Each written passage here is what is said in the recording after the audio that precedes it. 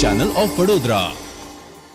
ડભોઈ તીર્થક્ષેત્ર ચાંદોદ ખાતે પરંપરાગત રીતે ઉજવાતા 10 દિવસીય ગંગા દશેરા પર્વની રવિવારની સંધ્યાએ ભક્તિસભર કાર્યક્રમો સાથે પૂર્ણાહુતિ કરવામાં આવી હતી।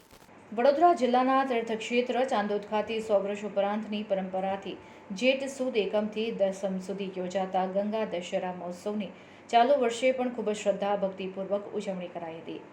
આ મહોત્સવના 10 દિવસ દરમિયાન રાજ્યભરમાંથી લાખો ભાવિકોએ પધારી નર્મદાજી ગંગાજીના પૂજન અર્ચન મહાઆરતીમાં જોડાઈ સ્નાનનો લાભ લીધો હતો। જેઠ સુદ દશમને તારીખ 16 જૂન રવિવારના રોજ આ મહોત્સવનો અંતિમ દિવસ હોય ડભોઈ મત વિસ્તારના ધારાસભ્ય શૈલેષ મહેતા, તેમના ધર્મપત્ની મીના મહેતા, ડભોઈના ડીવાયએસપી આકાશ પટેલ, પીઆઈ વાઘેલા, ચાંદોદના પીએસઆઈ ડી.આર. ભાદરકા આ મહોત્સવમાં ઉપસ્થિત રહીને ધાર્મિક કાર્યક્રમોમાં જોડાયા હતા। ગંગા દશેરા મહોત્સવના પૂર્ણાહુતિ દિવસે મહાઆરતી બાદ ઐતિહાસિક મલ્હારરાવ ઘાટ ખાતે મહાનુભાવો સહિત સેંકડો શ્રદ્ધાળુઓએ અખાઈ વર્ષ દરમિયાન મા નર્મદાજીના જળને શુદ્ધ અને પવિત્ર રાખવાનો સંકલ્પ લીધો હતો।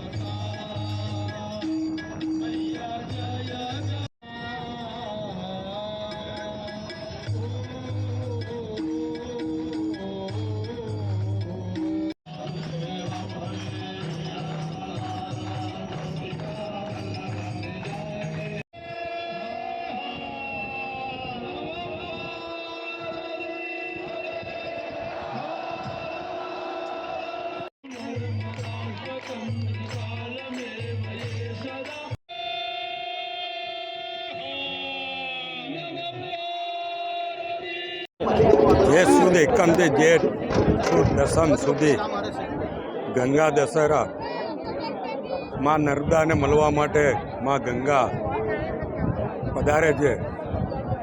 આ શુભ દિવસોની આજે પૂર્ણાહુતિ છે। અહીંયા લાખો ભક્તોએ માં નર્મદાની ને માં ગંગાની આરતી પૂજા અર્ચના કરી છે। તમામ પર માં નર્મદાના માં ગંગાના આશીર્વાદ વર્ષે એવી પ્રાર્થના કરજો। સાથે સાથે ગુજરાતની જીવાદોરી કહેવાય માં નર્મદા, અને માં નર્મદાને આ 10 દિવસ સતત માઇક પર જાહેરાત કરવી પડે કે કોઈ કચરો ના નાખતા, કોઈ પ્લાસ્ટિકની થેલીઓ ના નાખતા, કોઈ પડિયા ના નાખતા, એ આપણે માટે શરમજનક કહેવાય। હું અહીંયા 12 માસ પધારનાર ભક્તોને વિનંતી કરું છું કે પણ જ્યારે પણ આવો માં નર્મદાની ચોખ્ખાઈનું ધ્યાન રાખે। માં નર્મદા આપણી માં કહીએ છીએ, આપણી જીવાદોરી કહીએ છીએ, ત્યારે એને ગંદી ના કરીએ, એમાં કચરો ના નાખીએ, શ્રદ્ધાપૂર્વક એની પૂજા કરીએ, એમાં સ્નાન કરીએ। પણ જે આપણે એને ગંદી કરીએ છીએ, એમાં પવિત્ર થવા આવતા હોય ત્યારે માને ગંદી કરો એ ખૂબ દુઃખદ છે। આ 10 દિવસ જે રીતે આપણે આને ચોખ્ખી રાખી છે, 12 માસ માં નર્મદા ચોખ્ખી રહે એવી આપ સૌ પાસે અપેક્ષા રાખું છું। નર્મદે હર।